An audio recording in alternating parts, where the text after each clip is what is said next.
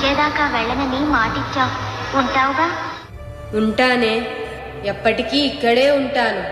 నీ త్యాగాన్ని నా రూపుగా చేసుకొని ఇక్కడే అమ్మోరుగా వెలుస్తాను. నీకిచ్చిన మాట ప్రకారం ఈ ఊరి గ్రామదేవతనవుతాను.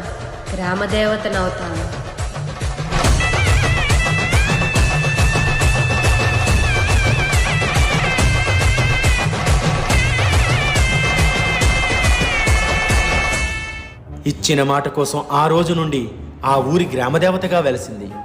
ఇప్పుడు ఆ అమ్మవారి గుడి కాదు కదా, ఆ గోడలో ఉన్న ఇటుకను కూడా మనం కదిలించలేము.